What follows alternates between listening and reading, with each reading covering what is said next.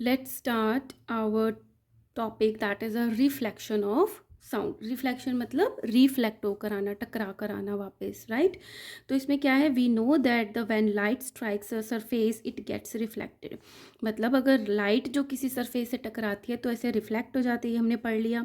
Similarly when the sound strikes a hard surface it is also get reflected. इसी तरीके से जब sound है वो किसी हार्ड सरफेस से रिफ्लेक्ट होती है. The reflection of light follows the law of reflection. अब जो रिफ्लेक्शन होती है लाइट की वो तो लॉ ऑफ रिफ्लेक्शन को फॉलो करती है. अब लॉ ऑफ रिफ्लेक्शन क्या होता है, जैसे ही कोई ये मिरर है ना, इसका मतलब होता है पॉलिश किया हुआ पीछे से. तो ये रिफ्लेक्टिंग सरफेस है. यहाँ पर इसके अगर हम इससे 90 डिग्री का एंगल बनाएंगे तो ये क्या होता है, नॉर्मल होता है उस मिरर का. तो ये क्या है, जो रे आ रही है लाइट की, that is a incident ray. तो इंसिडेंट रे और नॉर्मल के बीच में जो एंगल होता है वो इंसिडेंट एंगल होता है. सिमिलरली ये जब टकरा के रिफ्लेक्ट होके जाएगी तो रिफ्लेक्टेड रे हो गई. तो नॉर्मल और रिफ्लेक्टेड रे के बीच में जो एंगल होगा वो कौन सा होगा, रिफ्लेक्टेड एंगल. तो लॉ ऑफ रिफ्लेक्शन क्या है, the angle of incidence is equal to the angle of reflection. जितना एंगल यहाँ पे बनेगा वो उस एग्जैक्टली ये वाला एंगल भी उतना ही बनेगा.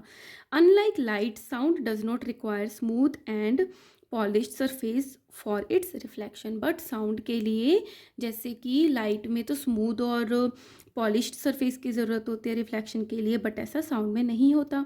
For example when you speak the sound wave spread through air in all the direction. जब आप बात करते हो तो आपकी जो साउंड है वो सारी चारों तरफ फैल जाती है. Some sound waves reach our ear. उनमें से कुछ साउंड हमारे कानों में आती है directly, and some wave strikes the wall of the room. कुछ तो वेव्स डायरेक्टली आ गई और कुछ दीवारों से टकरा के वापस आती हैं. The sound waves that strike the wall get reflected and reach our ears. तो वो जो दीवार से टकराई वो टकरा के वापस आ जाती है. In the case of small room, जब रूम छोटा है, ऑल द ओरिजिनल मतलब डायरेक्टली जो वेव आ रही है and the reflected sound waves जो कि दीवार से टकरा के वापस आ रही है, reach our ear at about the same time. क्योंकि रूम छोटा है तो टकरा के आएगी तो भी हमें तभी सुनाई दे जाएगा. ना good and the bad reflectors, जैसे हमने लाइट में बात करी थी इसी तरीके से साउंड में भी होता है. Some objects behave as a good reflectors of sound while some as bad reflector of sound. इसमें भी कुछ मटेरियल होते हैं जो गुड रिफ्लेक्टर ऑफ साउंड का काम करते हैं, कुछ bad. Objects which are hard and smooth. अब इसको लर्न कर लो. वो ऑब्जेक्ट जो कि हार्ड होते हैं और स्मूथ होते हैं surface are good reflectors of the sound waves. The hard material कौन से हो गए, मेटल एलॉयज, जो कि एक दो या दो से ज़्यादा मेटल से मिलके बनते हैं, उनको मेटल एलॉय बोलते हैं. Steel, concrete, brick walls and the other dense material are the good reflectors of sound. अब है ऑब्जेक्ट विच आर सॉफ्ट. अब हार्ड का ऑपोजिट है सॉफ्ट. स्मूथ का हो गया पोरस, जिसमें कि होल होते हैं ना, जिनका मटेरियल थोड़ा दूर दूर होता है. जो सॉफ्ट और पोरस है वो कैसा होता है, बैड रिफ्लेक्टर ऑफ साउंड होता है. Clothes, curtain, carpet, paper, wood, thermocol, asbestos sheets are the bad reflector of sound. They are actually good absorber. अब ये बैड रिफ्लेक्टर क्यों है, क्योंकि ये गुड एब्जॉर्बर ऑफ साउंड है, साउंड को एब्जॉर्ब कर लेते हैं. In music recording studio sound absorbing material are use in the walls in order to prevent any outside sounds during recording. कि जब म्यूज़िक रिकॉर्ड हो रहा होता है वो जो स्टूडियोज़ होते हैं उनकी दीवारों पे, छतों पे, फ्लोर पे साउंड को एब्जॉर्ब करने वाले क्या लगा देते हैं, मटेरियल्स लगा देते हैं, ताकि बाहर की साउंड अंदर रिकॉर्ड ना हो. The ceilings, floor and the walls of the cinema halls. अब सिनेमा हॉल्स में भी ऐसे यूज़ होता है sound absorbing material. And auditorium are also covered with the sound absorbing material like tiles, curtain and the carpets. These are good absorbers of sound. This makes possible to hear clear sound. अब sound absorb हो गई तो जो भी voice आ रही है clear सुनाई देगी, कमिंग फ्रॉम द स्पीकर और the video films. Let's do echo. The shout in front of a high mountain or a deep well or in a big empty hall.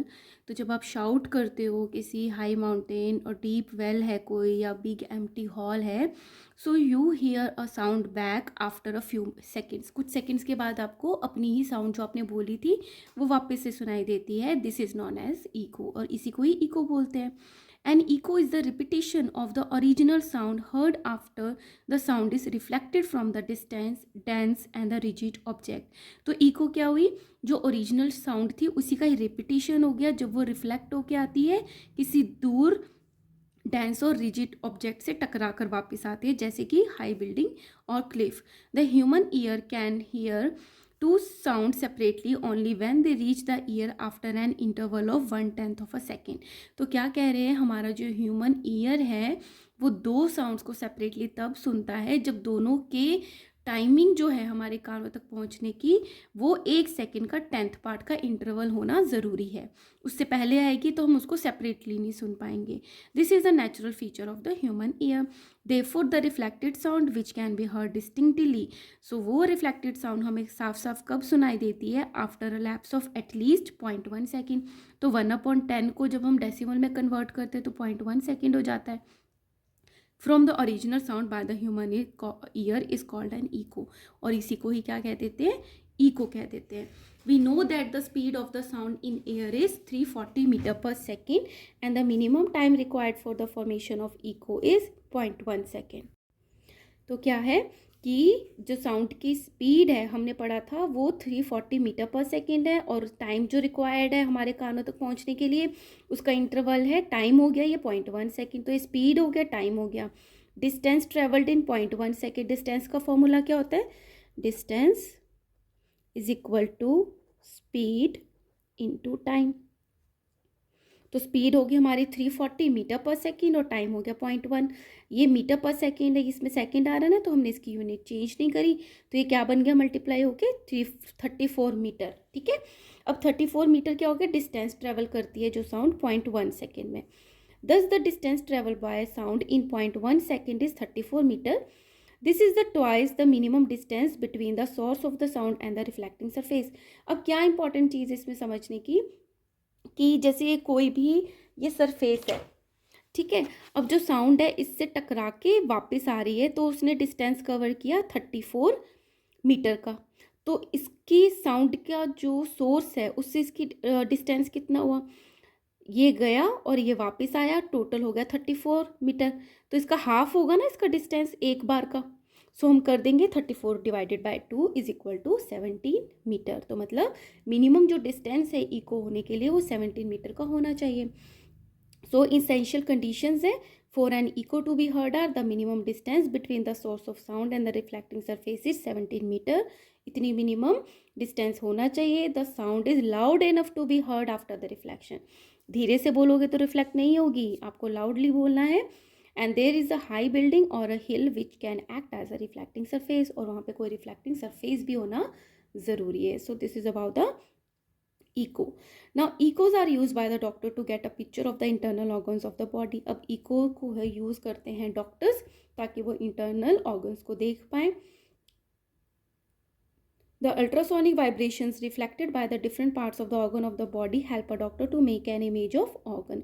तो अल्ट्रासोनिक क्या पढ़ी थी हमने, जो 20,000 हर्ट्ज से ज़्यादा की अल्ट्रासोनिक वाइब्रेशंस थी वो different part of the organ पे डाली जाती है, जिससे रिफ्लेक्ट होके उसकी इमेज बन जाती है ऑर्गन्स की। These images further help the doctor to detect any abnormality.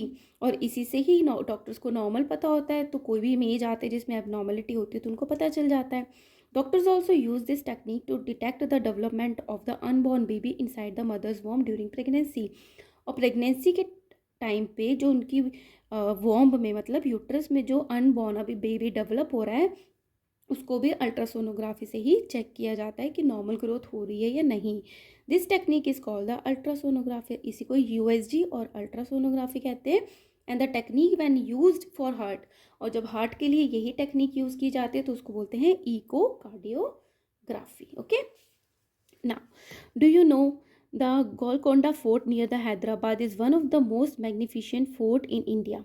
एक फोर्ट है हैदराबाद के पास, Golconda fort. It is famous for the many engineering and the architectural marvels. तो ये क्यों फेमस है, बहुत अच्छी यहाँ पे इंजीनियरिंग की गई है और बहुत अच्छा बनाया गया है। But most astonishing is a dome near the entrance of the fort. But इसमें बहुत इंटरेस्टिंग की क्या बात है कि जो एंट्रेंस है वहाँ पे एक गुम्बद है, से डोम बना हुआ है।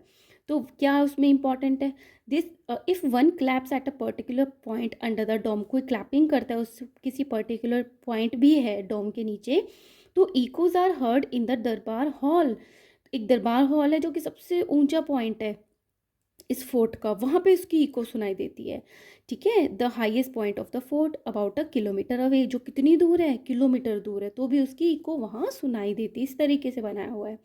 This was devised as a warning system. तो ये वार्निंग सिस्टम है, एंट्रेंस पे ही क्लैप कर दिया, वहाँ पे इको आ गई, पता चल गया अंदर कि हम पे कोई अटैक हुआ है, तो वार्निंग साइन इसको यूज़ किया जाता है। ठीक है, so here I am completing this video guys. Next video हम स्टार्ट करेंगे noise and music. Thank you.